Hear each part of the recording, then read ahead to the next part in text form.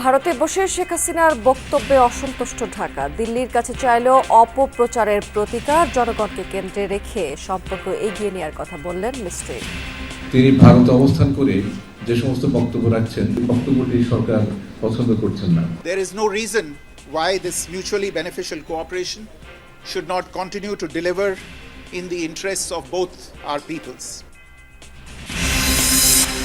বাংলাদেশিদের জন্য your visa প্রক্রিয়া দিল্লি থেকে সরানোর আহ্বান প্রধান উপদেষ্টা। রাজনৈতিক, অর্থনৈতিক এবং নৈতিক সমর্থন দেবে ইউরোপীয় union. Could assemble entire EU delegations in Bangladesh and Dhaka, political support as well as economic support, moral support and other supports. Sheikh Hasina এবং তার গোটা পরিবার দুর্নীতিগ্রস্ত, মন্তব্য আইন উপদেষ্টার। সময় এসেছে দুর্নীতিবাজদের বিচারের মুখোমুখি করার। নির্বাচন সংক্রান্ত 17 দফা সংস্কার প্রস্তাব বিএনপির 3-4 মাসের বেশি সময় লাগবে না বলে মত। বুধবার 3 সহযোগী সংগঠনের লং মার্চ কর্মসূচি।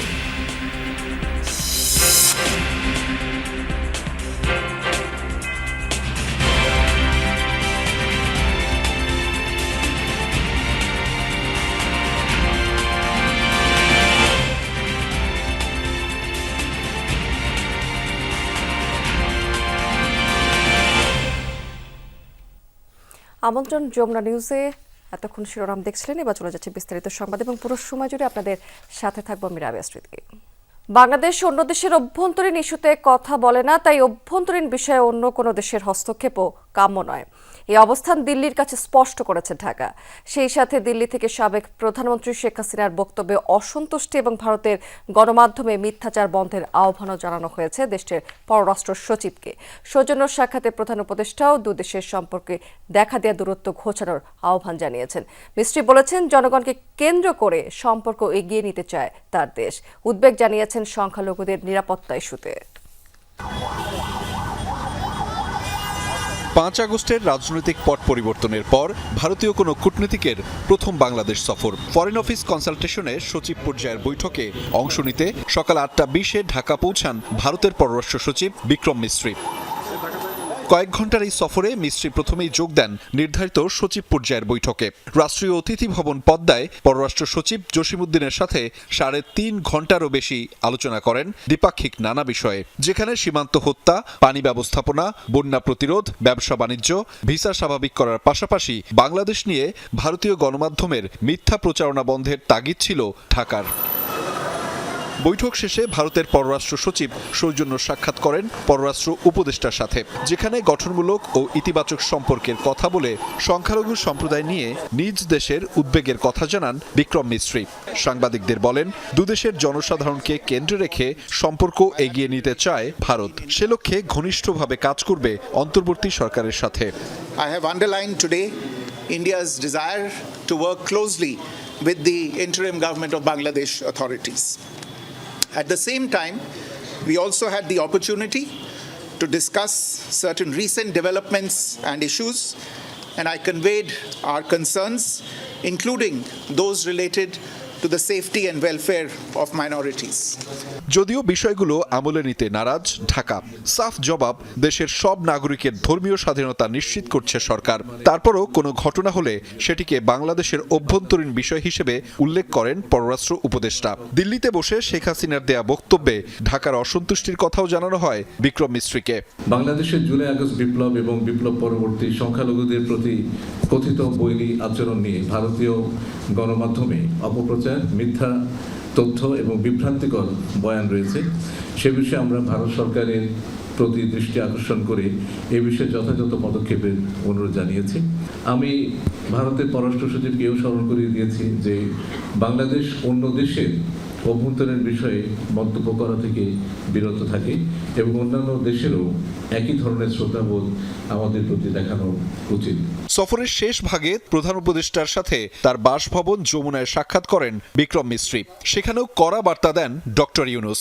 সংখ্যালঘু ইস্যুতে ভারতের গণমাধ্যমে মিথ্যাচার রোখার আহ্বান জানিয়ে প্রফেসর ইউনূস দুদেশের সম্পর্কে যে মেঘ তৈরি হয়েছে তা দূর করার আহ্বান জানান। বিভিন্ন প্রোপাগান্ডা যেগুলো চালানো হয়েছে সেটার ব্যাপারে উদ্বেগ চালানো হয়েছে এবং হচ্ছে, সেটার ব্যাপারে উদ্বেগ জানানো হয়েছে এবং আমাদের ক্ষমতাচ্যুত প্রধানমন্ত্রী যিনি ওখানে আশ্রয় নিয়েছেন, তিনি সেখান থেকে কথাবার্তা বলছেন এবং বিভিন্ন কথাবার্তা বলার মাধ্যমে এক ধরনের উত্তেজনা তৈরি করার চেষ্টা করা হচ্ছে, সেটার ব্যাপারে উদ্বেগ খুব স্পষ্ট করে আমাদের পক্ষ থেকে তাদেরকে জানিয়ে দেওয়া হয়েছে। বৈঠক শেষে সন্ধ্যায় প্রধান উপদেষ্টার বাসভবন যমুনায় ব্রিফিংয়ে উপদেষ্টা রিজওয়ানা হাসান জানান, ভারত বাংলাদেশের সাথে সম্পর্ক জোরদারে আগ্রহ প্রকাশ করেছে। আহমেদ রেজা, যমুনা নিউজ, ঢাকা। দেশের মানুষের জন্য ইউরোপীয় ইউনিয়নভুক্ত দেশগুলোর ভিসা সেন্টার দিল্লি থেকে সরিয়ে ঢাকায় কিংবা প্রতিবেশী অন্য যে কোনো দেশে স্থানান্তরের অনুরোধ জানিয়েছেন অন্তর্বর্তী সরকারের প্রধান উপদেষ্টা ডক্টর মোহাম্মদ ইউনূস। দুপুরে ইইউ কূটনীতিকদের সাথে বৈঠকে এই অনুরোধ জানিয়েছেন তিনি। ডক্টর ইউনূস বলেছেন, ব্যাংকিং খাত ধ্বংস হয়ে গেলেও আবারও ঘুরে দাঁড়াচ্ছে বাংলাদেশ। ইউরোপের দেশগুলো বাংলাদেশকে রাজনৈতিক, অর্থনৈতিক এবং নৈতিক সমর্থন দেবে বলেও জানিয়েছেন প্রধান উপদেষ্টা। একসাথে ইউরোপীয় ইউনিয়নের এতগুলো দেশের কূটনীতিকদের সঙ্গে এমন বৈঠক এই প্রথম। অন্তর্বর্তী সরকারের প্রধান উপদেষ্টার আহ্বানে সাড়া দিয়ে ইইউর দিল্লিস্থ মিশনের অনেকে ঢাকার এই বৈঠকে যোগ দিয়েছেন। দুপুর 12টায় প্রধান উপদেষ্টার কার্যালয়ে অনুষ্ঠিত বৈঠকে 19 সদস্যের প্রতিনিধি দলটির নেতৃত্বে ছিলেন বাংলাদেশে নিযুক্ত ইউরোপীয় ইউনিয়নের head of delegation Michael Miller.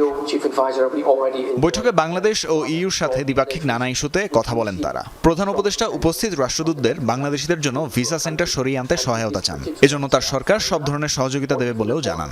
পরে সন্ধ্যায় এক ব্রিফিংয়ে বন, পরিবেশ ও জলবায়ু বিষয়ক উপদেষ্টা সৈয়দা রিজওয়ানা হাসান বলেন, ইউরোপে অধ্যয়নরত ও পড়তে ইচ্ছুক শিক্ষার্থীদের বিষয়টি বিবেচনা করে ভিসা সেন্টার সরানোর ব্যাপারে সুস্পষ্ট অনুরোধ ছিল। So we have all that knowledge and policies and technology to make that happen, and we'll be very happy to support you. So this is one. And on other issues, that we'll be very happy to provide the assistance that you need, and I'll tell my colleagues to follow it up. আমাদের একটা সুস্পষ্ট অনুরোধ ছিল যে তারা যেন এই visa সেন্টারগুলো Delhi থেকে সরিয়ে অন্যত্র স্থাপন করেন, যাতে করে এই মুহূর্তে যারা বাংলাদেশি শিক্ষার্থীরা ইউরোপের বিভিন্ন দেশে যাবেন কিন্তু বাংলাদেশে তাদের দূতাবাস নেই, তারা তো যেতে পারছেন না, প্রক্রিয়াটা বিলম্বিত হচ্ছে। ভবিষ্যতে যেন এরকম বিলম্বিত আর না হয়। প্রতিনিধিদের ডক্টর মোহাম্মদ ইউনূস জানান, বিগত সরকারের সময় ব্যাংকিং সিস্টেম ভেঙে পড়ে। অন্তর্বর্তী সরকার এরই মধ্যে এ খাতে শৃঙ্খলা ফিরিয়ে এনেছে। The governor of the central bank was trying to keep all the banks alive, so they don't have to shut down any bank. So that will create some hardships, hopefully temporary, he said. But luckily that temporary period is over. Now from this month is over enough that you can withdraw your money as you wish. So that's an improvement that you can do this. Still, we have not shut down any bank because that may create another chain effect in the whole banking system. So the banks are functioning. EU প্রতিনিধিদের প্রধান উপদেষ্টা বলেন, বাংলাদেশ সম্পর্কে অপতথ্য ছড়ানো হচ্ছে। পাচার করা টাকা এ কাজে খরচ করছে পালিয়ে যাওয়া স্বৈরাচার। অপতথ্য ঠেকাতে তাই ইউরোপীয় ইউনিয়নের সহায়তা চান doctor Yunus. We have a campaign of misinformation, global campaign. It's a very powerful campaign. And we are struggling to cope with that. That Bangladesh is calm, Bangladesh is going ahead with this mission and so on. It's not the kind of image this campaign is trying to give us. And the fact that you came also a message that is not too bad for everybody to come here. So you came and you have a discussion here. So we are very happy with that. But we seek your support how to deal with this misinformation if you have any. সরকার ও রাজনৈতিক দলগুলো নির্বাচন নিয়ে আগ্রহী হলেও এখনই নির্দিষ্ট তারিখ দেওয়া সম্ভব হচ্ছে না বলে ইউরোপীয় ইউনিয়নের প্রতিনিধিদের জানান প্রধান উপদেষ্টা। But they want the date. I said I can't give you the date now. Tanvir মৌসুম, যমুনা নিউজ, ঢাকা। সাবেক প্রধানমন্ত্রী শেখ হাসিনা এবং তার পরিবারকে দুর্নীতিগ্রস্ত বলেছেন আইন উপদেষ্টা ডক্টর আসিফ নজরুল। দুদক এবং বিচার বিভাগকে দাসে পরিণত করেছিল আওয়ামী লীগ সরকার। তিনি বলেছেন, শুধু রাজনীতিবিদরাই নয়, ব্যক্তি পর্যায়েও সততার ঘাটতি রয়েছে। বলেছেন, এখন সময় এসেছে দুর্নীতিবাজদের বিচারের মুখোমুখি করার। দুদকের আয়োজনে ইনস্টিটিউট অব ডিপ্লোমা ইঞ্জিনিয়ার্সে আন্তর্জাতিক দুর্নীতি বিরোধী দিবসের আলোচনায় শেখ হাসিনা ও তার পরিবার এবং রাজনীতিবিদদের একরকম ধুয়ে দিলেন আইন উপদেষ্টা ডক্টর আসিফ নজরুল। আওয়ামী লীগের কোনো নেতার সাথে দেখা হলে বলতো, আপা তো অ্যাকচুয়ালি কিছু করতে পারে না ওনার ছোট বোনের জন্য। কি মানে বোনের প্রতি কি মায়া, বোন চোর দেখে উনি কিছু করতে পারে না। তিনি বলেন, বিগত 15 বছর দুর্নীতি অনেকটা সাধারণ বিষয়ে পরিণত হয়েছিল। অসৎ উপায়ে টাকা উপার্জন করেও মানুষের মাঝে কোনো ধরনের অনুশোচনা ছিল না। কেউ প্রশ্ন করতো না এই লোকের এত টাকা কোথেকে আসলো, গর্ব করতো, খুশি হতো, আরে তার এত টাকা। অবৈধ বৃত্ত নিয়ে অহংকার চলতো, কে কত বাড়ি কিনেছে, কে কতই করেছে। দুর্নীতির কোনো বিচার তো হতোই না। দুর্নীতি যে একটা খারাপ জিনিস, এটা ভাবার সংস্কৃতি পর্যন্ত আমাদের সমাজে চলে গিয়েছিল। সাবেক প্রধানমন্ত্রী ও তার পরিবারের দুর্নীতির নানা তথ্য তুলে ধরেন উপদেষ্টা। বলেন, বিচার বিভাগ ও দুদককে দাসে পরিণত করেছিল আওয়ামী লীগ সরকার। 3 কোটি টাকা ব্যাংকে থেকে 6 কোটি টাকা হয়েছে, ওই টাকা কেউ টাচ করে নাই। সেই জন্য 3 বারের সাবেক প্রধানমন্ত্রীকে 10 বছরের জেল দিয়ে দিয়েছে এই দেশের দুদক বিচার বিভাগ মিলে। আর সেই চোর প্রধানমন্ত্রী, যার পুরা পরিবার ছিল চোর, সে সারা দেশে বলে বেড়াতো এতিমের টাকা নাকি খালেদা জিয়া আত্মসাৎ করেছে। এই চোরের মুখের সামনে কেউ কোনো কথা বলতে পারতো না। উপদেষ্টা বলেন, দুর্নীতিবাজদের বিরুদ্ধে অবস্থান নেওয়ার সময় এসেছে। দুদক কর্মকর্তাদের সততার সাথে কাজ করার আহ্বান জানান ডক্টর আসিফ নজরুল। আমাদের এই দুদকে যারা কমিশনার ছিলেন, পদত্যাগ করার আগে প্রায় শতাধিক মন্ত্রী, ব্যবসায়ী গত আমলে চুরি করে হাজার হাজার কোটি টাকার মালিক যারা হয়েছে, তাদের বিরুদ্ধে তদন্তের অ্যাপ্রুভালটা দিয়ে গেছেন। এখন তদন্ত করেন। এখন তদন্ত করার ক্ষেত্রে কোনো সমস্যা আছে করে আপনারা দেখান যে আপনাদের হৃদয়ও ওইরকম ওদের দ্বারা পলিউটেড হয় নাই। ভালো পরিবেশ পেলে আপনারা কাজ করতে পারেন। ডক্টর আসিফ নজরুল আরও বলেন, দুর্নীতিগ্রস্ত ব্যক্তি ক্ষমতাবান হলে দেশ অনাচার, দুর্নীতি ও পাপাচারে ভরে ওঠে। আমাদের তরুণরা নিজেদের রক্ত দিয়ে আমাদের জন্য একটা নতুন সময় এনে দিয়েছে। আসেন আমরা তাদের থেকে শিখি। তাজনুর ইসলাম, যমুনা নিউজ, ঢাকা। 170 টাকা বেতন পেতাম। সংস্কারের জন্য 3 বা 4 মাসের বেশি সময়ের প্রয়োজন দেখে না বিএনপি। দলটির সংবিধান সংস্কার কমিটির সদস্যরা মনে করেন, নতুন করে বাড়ি বাড়ি গিয়ে ভোটার তালিকা করা সময়ের অপচয় মাত্র। পরামর্শ দিয়েছে নির্বাচন সংক্রান্ত 17টি সংস্কারের। অন্যদিকে বাংলাদেশের সহকারী হাই কমিশনের হামলার প্রতিবাদে আগরতলা অভিমুখে 11 ডিসেম্বর লং মার্চের কর্মসূচি দিয়েছে বিএনপির 3 সহযোগী সংগঠন। জাল ভোট, সরকারি কর্মকর্তাদের পক্ষপাতিত্ব, গণমাধ্যমের কণ্ঠরোধ সহ গত 3 জাতীয় নির্বাচন নিয়ে বিস্তর অভিযোগ ছিল বিএনপির। অনিয়মের সেই সংস্কৃতি থেকে বেরিয়ে আসতে অন্তর্বর্তীকালীন সরকারের মতো বিএনপিও গঠন করে নির্বাচন সংক্রান্ত সংস্কার কমিটি। সোমবার গুলশানে সংবাদ সম্মেলনে সেই কমিটি দীর্ঘ প্রায় 2 মাস নানা অংশীজনের সাথে আলাপ করে সংস্কারের জন্য 17 দফা প্রস্তাবনা তুলে ধরেন, যেখানে আরপিও সংশোধন, সীমানা নির্ধারণ আইন, ভোটার তালিকা হালনাগাদ, এনআইডি কর্তৃত্ব ইসিতে অর্পণ, নির্বাচনে সরকারি কর্মকর্তাদের ভূমিকা সংক্রান্ত প্রস্তাবনা রাখা হয়েছে। আরপিওতে আমরা সংশোধনী আমরা আনতে চাই, সেটাকে বাতিল করে নয়। আজ পর্যন্ত যারা ভোট দেওয়ার সুযোগ পায়নি, কাজে তাদেরকে ভোটের সেই সুযোগটা দিতে হবে। সময় বাঁচাতে নতুন করে বাড়ি বাড়ি গিয়ে ভোটার তালিকা না করে বরং হালনাগাদের পরামর্শ দেন কমিটির সদস্যরা। বলেন, জাতীয় ঐক্যমতের ভিত্তিতে চূড়ান্ত হওয়া সংস্কারের প্রস্তাব 3-4 মাসের মধ্যেই বাস্তবায়ন সম্ভব। নির্বাচনী কাজের মধ্যে যেগুলো সময় নেয় সেটা হচ্ছে নির্বাচনী অফিস, নির্বাচনী কর্মকর্তা এবং নির্বাচনের সময় পোলিং এদের নিয়োগ, এগুলো সবগুলো গুছাতে প্র্যাকটিক্যালি 2 থেকে 3 মাসের বেশি সময় লাগার কথা নয়। এখন সরকারের সংস্কারের আরো বিভিন্ন সাইড আছে, প্রশাসনিক সংস্কার আছে, জুডিশিয়াল সংস্কার আছে, পুলিশ সংস্কার আছে, এগুলো সব সমন্বিত করে এটা নির্বাচন উপহার দিতে আমাদের মনে হয় না এটা খুব বেশি 3 থেকে 4 মাসের বেশি সময় লাগার কথা।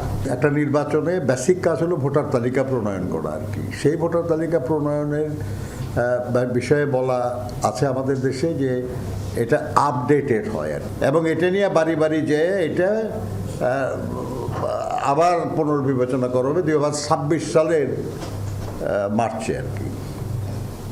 আমরা এটা বুঝি নাই আর কি যে এটা কি এক্সারসাইজ এটা। এদিকে নয়াপল্টনে আলাদা সংবাদ সম্মেলনে ছাত্র, যুব ও স্বেচ্ছাসেবক দল ভারতীয় আগ্রাসনের বিরুদ্ধে ঢাকা থেকে আখাউড়া পর্যন্ত লং মার্চের কর্মসূচি ঘোষণা করেন। আগামী 11ই ডিসেম্বর আমরা আখাউড়া পর্যন্ত আমরা লং মার্চের ঘোষণা দিচ্ছি। আরিফিন শাকিল, যমুনা নিউজ, ঢাকা। বাংলাদেশের হাই কমিশনে হামলা, পতাকা অবমাননা করা দুদেশের সম্পর্ক ঘনিষ্ঠ করার লক্ষণ নয় জানিয়ে জামায়াত ইসলামের আমির ডক্টর শফিকুর রহমান বলেছেন, ভারত বাংলাদেশের সম্পর্ক হওয়া উচিত পারস্পরিক বোঝাপড়ার ভিত্তিতে, যাতে দুদেশের সমতা এবং সম্মান বজায় থাকে। এ সময় চট্টগ্রামে নিহত আইনজীবী সাইফুল ইসলাম জামায়াতের কর্মী উল্লেখ করে দলটির আমির দাবি করেন, তাকে ইস্কনের লোকেরা হত্যা করে উস্কানি দিলেও চরম ধৈর্যের পরিচয় দিয়েছে জামায়াতের নেতাকর্মীরা। সন্ধ্যায় বিশিষ্ট ব্যক্তিদের সাথে মতবিনিময় সভার আয়োজন করে কাফরুল থানা দক্ষিণ জামায়াতে ইসলামী। সভায় যোগ দেন জামায়াতে ইসলামীর আমির ডাক্তার শফিকুর রহমান। মতবিনিময় সভায় বক্তব্য রাখেন ঢাকা মহানগরী দক্ষিণের আমির মোহাম্মদ সেলিমউদ্দিন সহ স্থানীয় বিশিষ্ট ব্যক্তিরা। এ সময় তারা দুর্নীতিমুক্ত নতুন বাংলাদেশ গড়ার প্রত্যয় ব্যক্ত করেন। দলমত, জাতি, ধর্ম নির্বিশেষে একটা ইনক্লুসিভ সরকার, ইনক্লুসিভ পার্লামেন্ট, ইনক্লুসিভ সমাজ আমরা কায়েম করব। আমাদের একা বুক করার কোনো শখ নাই। সভায় ভারতীয় পররাষ্ট্র সচিবের দুদেশের সম্পর্ক ঘনিষ্ঠ করার দাবির প্রেক্ষিতে জামায়াতের আমির বলেন, বাংলাদেশের বিরুদ্ধে অপপ্রচার চালানো, হাইকমিশনে হামলা ও পতাকা অবমাননা করা সম্পর্ক ঘনিষ্ঠ করার লক্ষণ হতে পারে না। তারা বলতেছেন তারা বাংলাদেশের সাথে ঘনিষ্ঠভাবে কাজ করতে চান। ঘনিষ্ঠভাবে কাজ করার এটাই কি লক্ষণ যে আমাদের উপ হাইকমিশন তারা তছনছ করবেন, আমাদের ফ্ল্যাগ তারা অবমানিত করে পুড়িয়ে দেবেন, আমাদের মানুষগুলোকে তারা পিটাবেন, এটা কি ঘনিষ্ঠ বন্ধুত্বের লক্ষণ? চট্টগ্রামে নিহত আইনজীবী সাইফুল ইসলাম জামায়াতের কর্মী উল্লেখ করে ডাক্তার শফিকুর রহমান বলেন, তাকে ইসকনের লোকেরা হত্যা করে ধর্মীয় সংঘাতের উস্কানি দিলেও সেই ফাঁদে পা দেয়নি জামায়াতের কর্মীরা। ইসকনের উগ্র লোকদের হাতে চিটাগাঙ্গের আদালতে যে আইনজীবী নিহত হয়েছেন তিনি আমাদের একজন দলীয় সহকর্মী ছিলেন। আমাদেরকে উস্কানি দেওয়া হয়েছে, কিন্তু আলহামদুলিল্লাহ সারা বাংলাদেশে চট্টগ্রাম সহ আমাদের সহকর্মীরা চরম ধৈর্যের পরিচয় দিয়েছে। ক্ষমতা হারানোর 4 মাসের মাথায় নিহতদের নিয়ে আওয়ামী লীগ মিথ্যাচার করছে জানিয়ে দেশবাসীকে ঐক্যবদ্ধ হয়ে তা প্রতিহতের আহ্বান জানান জামায়াতের আমির। ফয়সাল মাহমুদ, যমুনা নিউজ, ঢাকা। সাদা পোশাকে কাউকে গ্রেফতার করা যাবে না, এমন নির্দেশনা দিয়েছেন স্বরাষ্ট্র উপদেষ্টা অবসরপ্রাপ্ত লেফটেন্যান্ট জেনারেল জাহাঙ্গীর আলম চৌধুরী। সকালে খুলনা শিল্পকলা একাডেমি মিলনায়তনে জেলার পুলিশ, ফায়ার সার্ভিস সহ সকল সরকারি কর্মকর্তাদের সাথে মত বিনিময় সভায় একথা বলেছেন তিনি। সিভিল ড্রেসে কাউকে অ্যারেস্ট করা চলবে না। ডিবি হোক, যে হোক, তার জ্যাকেট পরতে হবে, তার আইডেন্টি শো করতে হবে। যদি তার ড্রেস না থাকে, সে সিভিল ড্রেস আছে, সে প্রথম তার আইডেন্টিটা শো করবে যে এই আমার আইডি কার্ড। সিভিল ড্রেসে কাউকে অ্যারেস্ট করা চলবে না। আর কোনো নিরপরাধ যেন শাস্তি না পায়, এই দিকে আপনার খেয়াল রাখতে হবে। বাংলাদেশের সমুদ্রসীমা থেকে ৭৯ জেলে নাবিক সহ 2টি মাছ ধরার ট্রলার ধরে নিয়ে গেছে ভারতীয় কোস্টগার্ড। সোমবার সকাল 11টায় এই ঘটনাটি ঘটে। ট্রলার দুটি হল লায়লা 2 এবং C&A অ্যাগ্রো লিমিটেডের মেঘনা 5। এই বিষয়ে C&A অ্যাগ্রো লিমিটেডের ম্যানেজার অপারেশন যমুনা টেলিভিশনকে জানিয়েছেন যে বাংলাদেশের সমুদ্রসীমায় মাছ ধরছিল ট্রলার দুটি। এ সময় হঠাৎ করেই ভারতীয় কোস্টগার্ড বাংলাদেশের সমুদ্রসীমায় প্রবেশ করে তাদের ধরে নিয়ে যায়। এ বিষয়ে সামুদ্রিক মৎস্য দফতর বরাবর চিঠি দিয়েছে প্রতিষ্ঠানটি। আমাদেরটা হলো সকাল 11 ভারতীয় কোস্টগার্ড নিয়ে গেছে 25 থেকে 27 জন। ভারত এখন জঙ্গি রাষ্ট্র হিসেবে পরিচিত হচ্ছে। তারা যদি আওয়ামী লীগকে সহায়তা করে তাহলে ভারতের সাথে বাংলাদেশের সম্পর্ক বন্ধুত্বপূর্ণ হবে কিনা তা বিবেচনার সময় এসেছে বলে জানিয়েছেন বৈষম্য বিরোধী আন্দোলনের আহ্বায়ক হাসনাত আব্দুল্লাহ। সন্ধ্যায় বৈষম্য বিরোধী ছাত্র আন্দোলনের গাড়ি বহরে হামলার প্রতিবাদে সংবাদ সম্মেলনে একথা বলেছেন তিনি। বলেছেন 5ই আগস্ট থেকে এখন পর্যন্ত একজন আওয়ামী লীগের সদস্যকে কিছু করা হয়নি, এখন ওরাই চোরাগোপ্তা আক্রমণ করছে। হাসনাত আব্দুল্লাহ বলেছেন বাংলাদেশ বিরোধীদেরকেই সহযোগিতা করছে ভারত। শেখ হাসিনা ভারতের পৃষ্ঠপোষকতায় বাংলাদেশের বিরুদ্ধে ষড়যন্ত্র করছে, তাই এখন ভারতের সাথে সম্পর্ক হবে চোখে চোখ রেখে। আধিপত্যবাদের আগ্রাসনের চিন্তা থেকে ভারতকে বেরিয়ে আসার আহ্বান জানিয়ে তিনি বলেছেন ভারত যদি শেখ হাসিনাকে ফেরত না দেয় তবে ধরে নেওয়া হবে ভারত জঙ্গির পৃষ্ঠপোষক।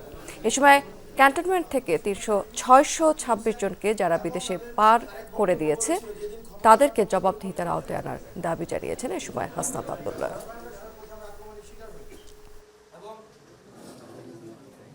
পার্শ্ববর্তী দেশ ভারত এই জঙ্গিদেরকে পৃষ্ঠপোষকতা দিচ্ছে, এই উগ্রবাদী হিন্দুত্বকে পৃষ্ঠপোষকতা দিচ্ছে, এই পৃষ্ঠপোষকতা দিয়ে safe house of the terrorist হিসেবে পরিচিত হচ্ছে। আমাদের শত্রুকে আমাদের বাংলাদেশের জনগণ যাদেরকে প্রত্যাখ্যান করছে তারাই তাদেরকে আশ্রয় দিচ্ছে, প্রশ্রয় দিচ্ছে। ভারতকে আমরা আহ্বান জানাবো আপনারা জনগণের দৃষ্টিতে আপনারা বাংলাদেশকে দেখুন, আওয়ামী লীগের দৃষ্টিতে না দেখে। বৈষম্য বিরোধী ছাত্র আন্দোলনের কেন্দ্রীয় সমন্বয়কদের গাড়ি বহরে হামলার ঘটনায় মশাল মিছিল করেছে জাহাঙ্গীরনগর বিশ্ববিদ্যালয়ের শিক্ষার্থীরা।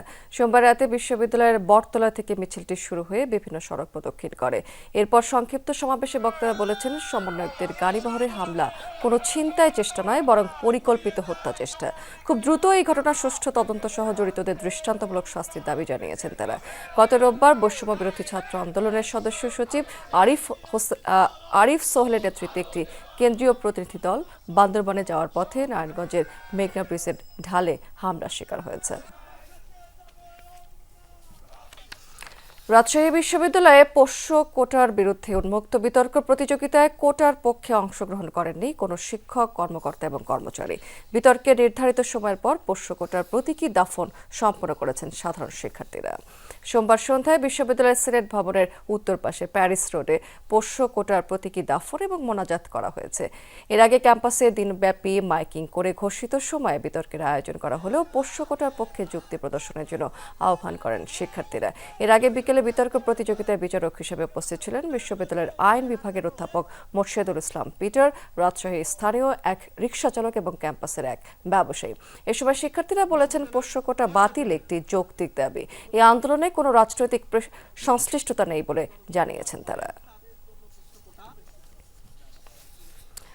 পটুয়াখালীর বাউফলে জমি দখলে বাধা দেয় 2 বোনকে মারধর করেছে দুর্বৃত্তরা। সোমবার উপজেলার ইন্দ্রকুল গ্রামে এই ঘটনাটি ঘটেছে।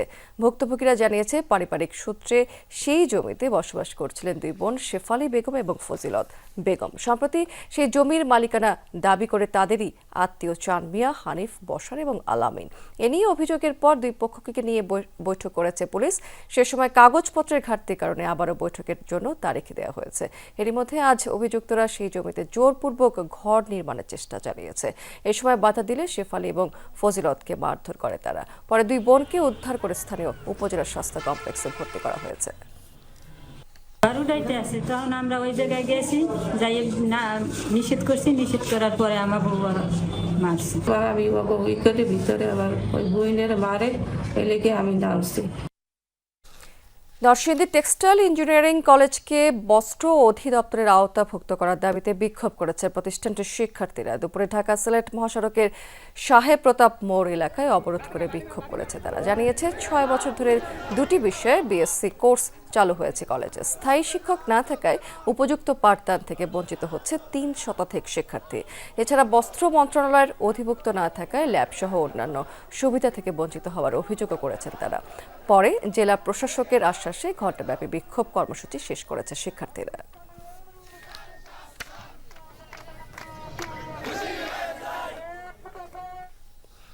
বিগত আওয়ামী লীগ আমলে পুলিশ বাহিনীতে অন্তত 80 থেকে 90 হাজার সদস্যকে দলীয় বিবেচনায় নিয়োগ দেওয়া হয়েছে বলে জানিয়েছেন ঢাকা মেট্রোপলিটন পুলিশের নতুন কমিশনার। সকালে ডিএমপি মিডিয়া সেন্টারে মিট দ্য প্রেসে কথা জানিয়েছেন তিনি।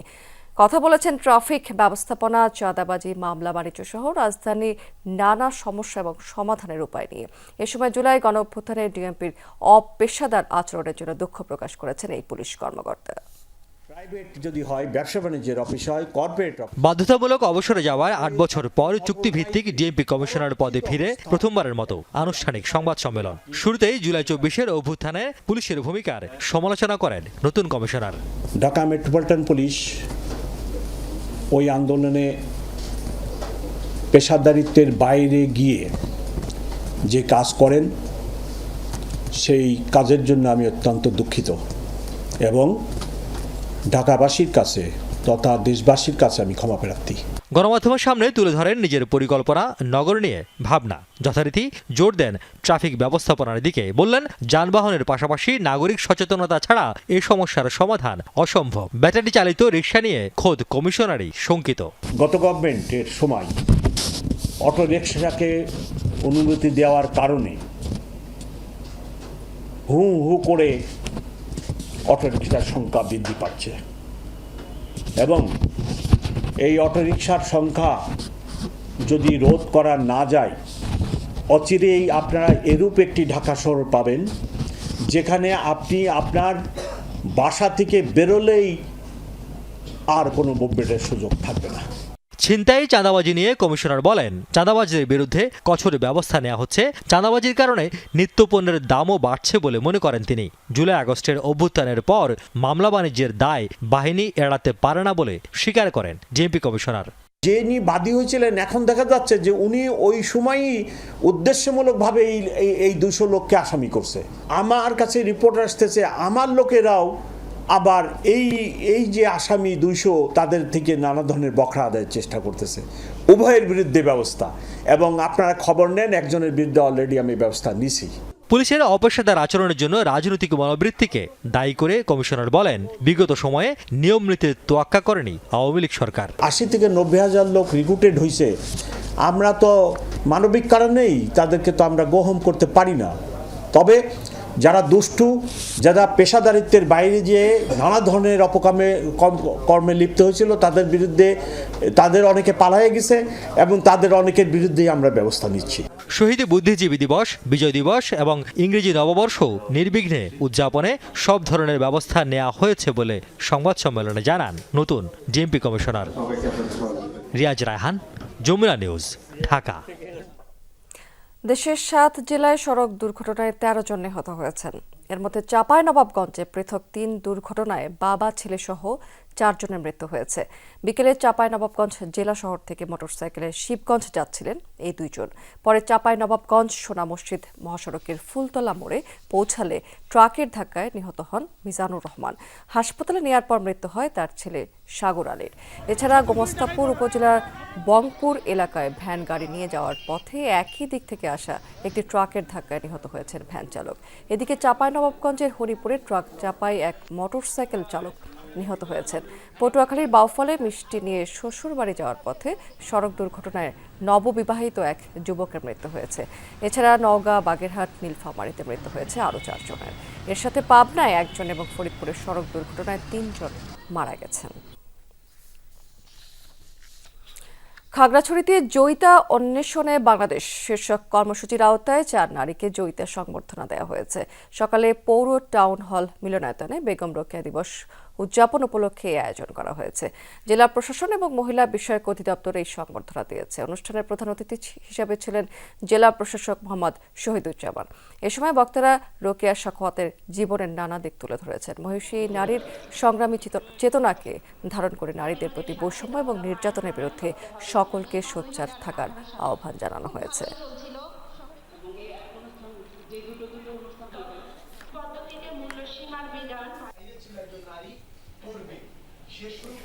নারী কন্যা সুরক্ষা করি, সহিংসতা মুক্ত বিশ্ব গড়ি প্রতিপাদ্যে বান্দরবানে আন্তর্জাতিক নারী নির্যাতন প্রতিরোধ পক্ষ এবং বেগম রোকেয়া দিবস উদযাপিত হয়েছে। সকালে জেলা প্রশাসন এবং জেলা মহিলা বিষয়ক অধিদপ্তরের আয়োজনে র্যালি বের করা হয়েছে। পরে জেলা প্রশাসকের কার্যালয়ে আলোচনা সভা অনুষ্ঠিত হয়েছে।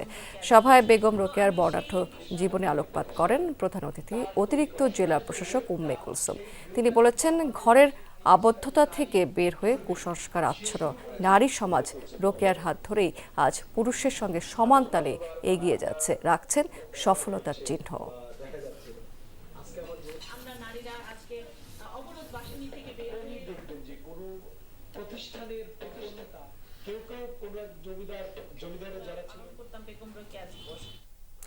সংকটের মুখে ভোজ্য তেলের দাম পুনর্নির্ধারণ করেছে বাণিজ্য মন্ত্রণালয়। বোতলজাত সয়াবিন তেল প্রতি লিটার ৮ টাকা বাড়িয়ে ১৭৫ টাকা নির্ধারণ করা হয়েছে। খোলা তেলের দামও ৮ টাকা বাড়িয়ে ১৫৭ টাকা করা হয়েছে। সচিবালয়ে ভোজ্য তেল ব্যবসায়ীদের সাথে বৈঠক শেষে নতুন এই দাম জানানো হয়েছে। বাণিজ্য উপদেষ্টা বলেছেন, আন্তর্জাতিক বাজারে দাম বৃদ্ধি সয়াবিন তেলের সংকটের কারণ। এ সময় আলুর দাম নিয়ে অস্বস্তি প্রকাশ করেছেন উপদেষ্টা। আন্তর্জাতিক বাজারে দাম বৃদ্ধির কারণ দেখিয়ে বাজারে চলছে ভোজ্য তেলের সংকট। ব্যবসায়ীরা মজুত করায় ক্রেতারা চাহিদা অনুযায়ী পাচ্ছেন না সব ধরনের সয়াবিন তেল। এই অবস্থায় বিকেলে সচিবালয়ে ভোজ্য তেল ব্যবসায়ীদের সাথে বৈঠক করেছেন বাণিজ্য উপদেষ্টা। সেখানে নতুন দাম নির্ধারিত হয়। প্রতি লিটার বোতলজাত সয়াবিন তেলের দাম ১৬৭ থেকে ৮ টাকা বাড়িয়ে ১৭৫ টাকা নির্ধারণ করা হয়েছে। একইভাবে খোলা তেলের দাম ৮ টাকা বাড়িয়ে ১৫৭ টাকা করা হয়। প্রতি লিটার পাম অয়েলও কিনতে হবে ১৫৭ টাকায়। আন্তর্জাতিক বাজারে যদি দামটা কমে তাহলে কমবে এবং বাড়লে বাড়বে। এই ফর্মুলার মাধ্যমে এটাকে একটা স্বচ্ছ প্রক্রিয়ার মধ্যে আনার জন্য আমরা অনুরোধ করেছি। ওনারা মাসে একবার বসার জন্য সম্মত হয়েছেন। বটল প্রাইস হচ্ছে ১৭৫ টাকা আর খোলাটা হচ্ছে ১৫৭ টাকা। বাণিজ্য উপদেষ্টা জানান, নতুন দামে তেল বিক্রি হচ্ছে কিনা তা মনিটরিং করবে মন্ত্রণালয়। আজকে থেকেই ওনাদের সরবরাহ ব্যবস্থাকে স্বাভাবিক করবেন এবং আমাদের যে ভোক্তা অধিকার আছে তারাও এই জিনিসটাকে স্টার্টিং ফ্রম ডিওর যে ফিজিক্যাল ডেলিভারির যে একটা শৃঙ্খলা আনা, আমরা আশা করি যে আমরা সমস্ত কিছু বাস্তব ভিত্তিকভাবে নির্ণয় করার ফলে এই অনুমান নির্ভর মজুতদারিটা আজকের থেকে ইনশাল্লাহ বন্ধ হবে। উপদেষ্টা এ সময় বাজারে আলুর অস্বাভাবিক দাম নিয়ে ক্ষোভ প্রকাশ করেন। আলুতে একটা চূড়ান্ত অস্বস্তি বিরাজ করছে, এখানে এটা অস্বীকার করার কোনো জায়গা নেই। দুঃখজনকভাবে এই ঘটনাগুলো ঘটিয়েছেন। আমার ধারণা ৩ সপ্তাহের মধ্যে ওনাদেরকে তাদের স্টককে লিকুইডেট করতে হবে। আমরা আশা করছি যে আলুর দামটা সহনীয় পর্যায়ে চলে আসবে। বাণিজ্য উপদেষ্টা দাবি করেন, চাল, চিনি, ডিম, সবজি ও মুরগির দাম আগের চেয়ে কমেছে, বাজার স্থিতিশীল আছে। আলমগীর স্বপন, যমুনা নিউজ, ঢাকা। সৌদি আরবে অনুষ্ঠিত হয়েছে বিএনপির লাঙ্গলকোট উপজেলা শাখার আলোচনা সভা এবং সংবর্ধনা অনুষ্ঠান।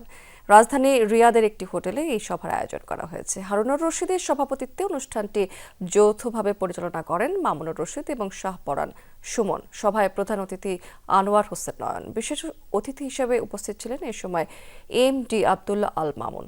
এছাড়া সভায় বক্তব্য রেখেছেন শাহ আলম, আনোয়ার হোসেন, মহসিন হোসেন, ইউসুফ আলী সহ সংগঠনের বিভিন্ন সদস্যরা। সভায় বাংলাদেশের আসন্ন নির্বাচনে বিএনপির বিজয় নিয়ে আশাবাদী আলোচনা করা হয়েছে।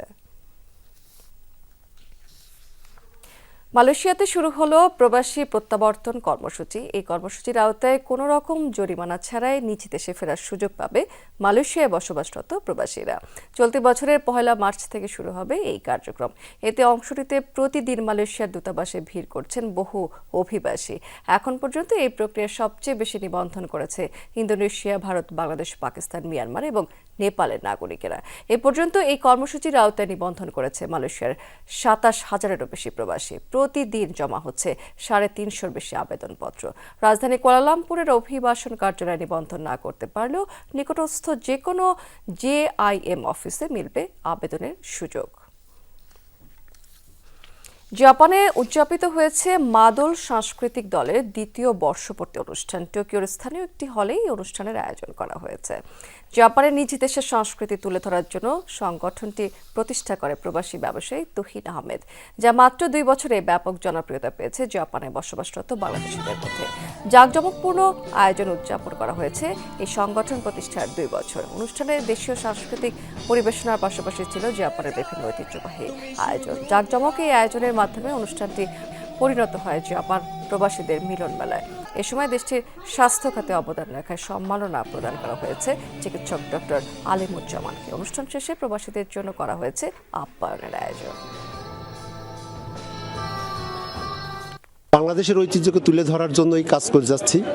এটা জাপানের বুকে যারা নতুন নতুন প্রজন্ম আসছে এদেরকে নিয়েই মাদল কাজ করছে এবং ভবিষ্যতেও করবে। প্রবাসে এরকম একটা সাংস্কৃতিক দল যেখানে বাংলাদেশের সংস্কৃতিকে বিদেশের মাটিতে সুন্দরভাবে তুলে ধরবে, আমরা মাদল সাংস্কৃতিক গোষ্ঠীর কাছে এই আশা রাখি যে বাঙালিত্ব আমাদের, এই দুটোর সমন্বয়ে আমরা বাংলাদেশী। আমরা দেখেছি আমরা যারা 3 যুদ্ধে আছি, আমরা দেখেছি যে এখানে আমাদের যে ধর্মীয় চর্চা সেটি অত্যন্ত সুন্দরভাবে এগিয়ে যাচ্ছে। জার্মানিতে শিক্ষাক্ষেত্রে অবদান রাখায় 11 বাংলাদেশের শিক্ষার্থীকে বৃত্তি প্রদান করল দেশটির একটি বেসরকারি সংস্থা। রাজধানী বার্লিনে আয়োজিত এই সম্মেলনে অংশ নিয়েছে কমপক্ষে 150 বাংলাদেশের শিক্ষার্থী। বৃত্তি প্রদানের পাশাপাশি জার্মানিতে উচ্চশিক্ষা এবং কর্মক্ষেত্র বিষয়ক নানা রকম গুরুত্বপূর্ণ আলোচনা করা হয়েছে এই সম্মেলনটিতে। প্রতি বছর উচ্চশিক্ষার জন্য বাংলাদেশ থেকে জার্মানিতে পাড়ি দেয় অসংখ্য শিক্ষার্থী। নিজ মেধা ও যোগ্যতায় দেশটির বিভিন্ন ক্ষেত্রে দেয় সফলতার পরিচয়। দেশটির বিভিন্ন বিশ্ববিদ্যালয়ে অধ্যয়নরত এরকম 11 জন বাংলাদেশি শিক্ষার্থীকে শিক্ষাক্ষেত্রে সফলতার জন্য 40,000 টাকার বৃত্তি প্রদান করেছে জাপানের বেসরকারি একটি প্রতিষ্ঠান।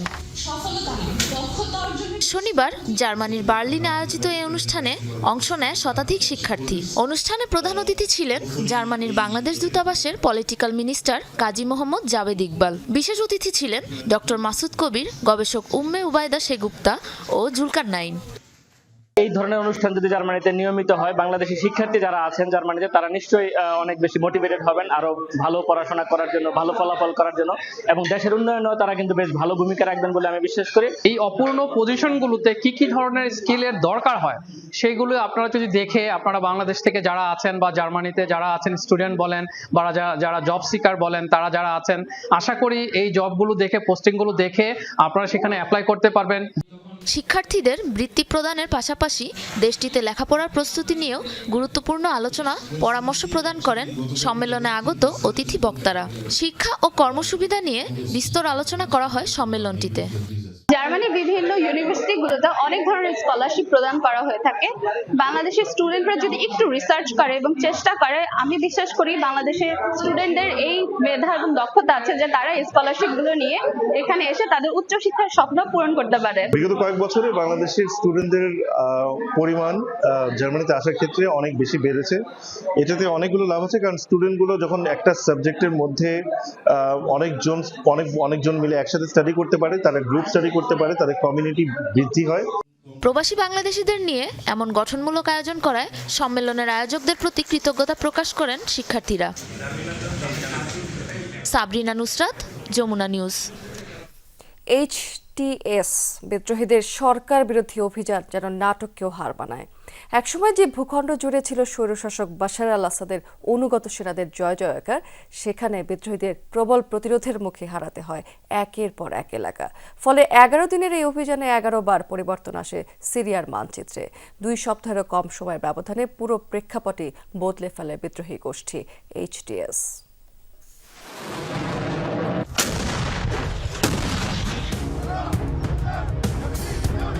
রাশিয়া এবং ইরানের প্রত্যক্ষ সহায়তায় সিরিয়ার বড় অংশই ছিল বাশার আল আসাদের অনুগত সামরিক বাহিনীর অধীনে। সরকারি বাহিনীর পরই সবচেয়ে বেশি জায়গার দখল ছিল কুর্দি নেতৃত্বাধীন SDF বাহিনীর। অন্যদিকে হায়াত তাহরির আল শামের ঘাঁটি ছিল শুধুমাত্র ইদলিবেই। বাকি শহরগুলোর নিয়ন্ত্রণ ছিল জঙ্গি গোষ্ঠী IS কিংবা ছোট ছোট বিদ্রোহী গোষ্ঠীর কাছে। তবে 27 নভেম্বর বিদ্রোহীদের উত্থান শুরু হলে পরিবর্তন আসতে শুরু করে সিরিয়ার গোটা মানচিত্রে। মাত্র 11 দিনের ব্যবধানে যাতে দেখা যায় আমূল পরিবর্তন। অভিযান শুরুর একদিনের মাথায় ইদলিবের পূর্বাঞ্চলে আরও অগ্রসর হয় বিদ্রোহীরা, পিছু হটে আসাদ বাহিনী। রাজধানীর সাথে সংযোগকারী সড়ক সহ শহরটির কৌশলগত গুরুত্বপূর্ণ স্থানের নিয়ন্ত্রণ যায় HTS এর কাছে। সেনা বিদ্রোহী সংঘাতের তৃতীয় দিনে সিরিয়ার সবচেয়ে গুরুত্বপূর্ণ ও দ্বিতীয় বৃহত্তম শহর আলেপ্পোতে প্রবেশ করতে শুরু করে HTS যোদ্ধারা। ধীরে ধীরে অগ্রসর হয় শহরটির কেন্দ্রে। অনেকটা বিনা বাধাতেই আলেপ্পোর বেশিরভাগ জায়গা নিজেদের দখলে নিয়ে নেয় আসাদ বিরোধীরা। অন্যদিকে ইদলিব ও আলেপ্পোর কিছু কিছু স্থানে বিদ্রোহীদের অবস্থান লক্ষ্য করে বিমান হামলা চালায় রাশিয়া। তবুও মুক্তিকামীদের পিছু হটাতে পারেনি আসাদ পুতিনের যৌথ বাহিনী। ফলাফল, গোটা আলেপ্পোর নিয়ন্ত্রণ চলে যায় HTS এর কাছে। ষষ্ঠ দিনে উত্তর থেকে এবার সিরিয়ার দক্ষিণমুখী অভিযান শুরু করে বিদ্রোহীরা। অগ্রসর হয় চতুর্থ বৃহত্তম শহর হামার দিকে। রক্তক্ষয়ী সংঘর্ষে লিপ্ত হয় বিদ্রোহী, সরকারি ও ইরান সমর্থিত বাহিনীরা। দুদিনের মাথায় হামা নগরীর নিয়ন্ত্রণ চলে যায় বিদ্রোহীদের কাছে, যার মধ্য দিয়ে তৃতীয় বৃহত্তম শহর হোমস দখলের পথ আরও প্রশস্ত হয় এইচটিএস যোদ্ধাদের জন্য। অভিযানের সপ্তম দিনে জর্ডান সীমান্তবর্তী শহর দেরার নিয়ন্ত্রণ নিয়ে নেয় অন্যান্য বিদ্রোহী গোষ্ঠী। একই দিন রাজধানী দামেস্ক অভিমুখে রওনা হয় এইচটিএস নেতৃত্বাধীন গোষ্ঠীগুলো। অবস্থান নেয় রাজধানীর আশপাশের এলাকাগুলোয়। ৮ ডিসেম্বর প্রথম প্রহরে দামেস্কের নিয়ন্ত্রণ বিদ্রোহীদের হাতে যাওয়ার মধ্য দিয়ে পতন হয় আসাদ সাম্রাজ্যের। অনিক রহমান, যমুনা নিউজ। রাশিয়ায় সিরিয়ার কনসুলেট ভবনের বাইরে হঠাৎ দেখা গেল বিদ্রোহী গোষ্ঠীর পতাকা, কিন্তু কে বা কারা সেই পতাকা ঝুলিয়েছে তা নিয়ে তৈরি হয়েছে এক ধরনের ধোঁয়াশা। রোববার দেশটির সেন্ট পিটার্সবার্গ শহরে অবস্থিত সিরিয়া কনসুলেটে হয় এমন রহস্যজনক ঘটনা। এ বিষয়ে এখনও পর্যন্ত কোনো মন্তব্য করেনি মস্কো। সিরিয়ায় ক্ষমতাচ্যুত বাশার আল আসাদ প্রশাসনের অন্যতম সমর্থক ছিল রাশিয়া। সাম্প্রতিক সংঘাতে বিভিন্ন জায়গায় বিদ্রোহীদের ঠেকাতে হামলাও চালিয়েছে মস্কো। ক্ষমতাচ্যুত বাশারকে সপরিবারে রাজনৈতিক আশ্রয় দিয়েছে। রোববার বাশারের 2 যুগের শাসনের পতনের পর ব্যাপক ভাঙচুর হয়েছে ইরানের দূতাবাসেও। টেনে ছিঁড়ে ফেলা হয়েছে হিজবুল্লাহ প্রধান হাসান নাসরুল্লাহর ছবি। সামাজিক যোগাযোগ মাধ্যমে এবং ওয়েবে সাবেক প্রধানমন্ত্রী শেখ হাসিনার বক্তব্য সরানো সংক্রান্ত ট্রাইব্যুনালের আদেশ প্রকাশ পেয়েছে। সেই রায়ের কপি পাঠানো হয়েছে নিয়ন্ত্রক সংস্থা বিটিআরসিকে। দুপুরেও এই তথ্য জানিয়েছেন আন্তর্জাতিক অপরাধ ট্রাইব্যুনালের প্রসিকিউটর গাজী MH তামিম। বলেছেন, শেখ হাসিনা রোববার ভার্চুয়ালি যুক্ত হয়ে লন্ডনে যে বক্তব্য দিয়েছেন তা খতিয়ে দেখতে সরকারকে নির্দেশনা দেওয়া হয়েছে।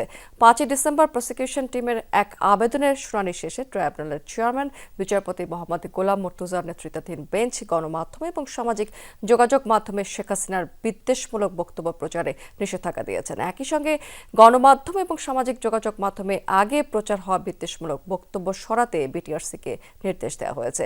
গত 5 আগস্ট ছাত্র জনতার আন্দোলনে দেশ ছেড়ে ভারতে আশ্রয় নিয়েছেন শেখ হাসিনা। সেখানে থেকেই মাঝে মাঝেই ভার্চুয়ালি বক্তব্য দিচ্ছেন তিনি। প্রসিকিউশনে দায়ের করা আবেদনে বলা হয়েছে, শেখ হাসিনা ঘৃণা এবং বিদ্বেষ ছড়িয়ে দেশ এবং জাতির ক্ষতি করছেন।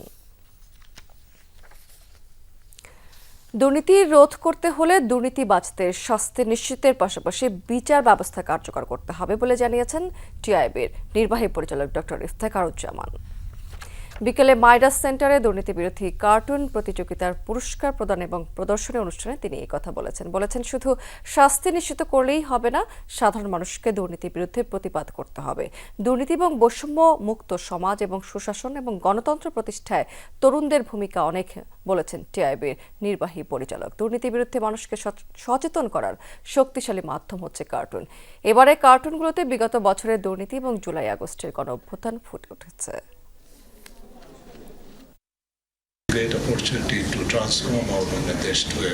দুর্নীতি রোধ করতে হলে দুর্নীতিবাজদের শাস্তি নিশ্চিত করতে হবে। তবে শুধু শাস্তি নিশ্চিত করলে হবে না, সাধারণ মানুষকেও দুর্নীতির বিরুদ্ধে প্রতিবাদ করতে হবে। সুযোগ এসেছে দুর্নীতি ও বৈষম্য মুক্ত সমাজ, সুশাসন ও গণতন্ত্র প্রতিষ্ঠার। দর্শক, এই ছিল যমুনা নিউজে এতক্ষণ সঙ্গে থাকার জন্য ধন্যবাদ আপনাদের সবাইকে।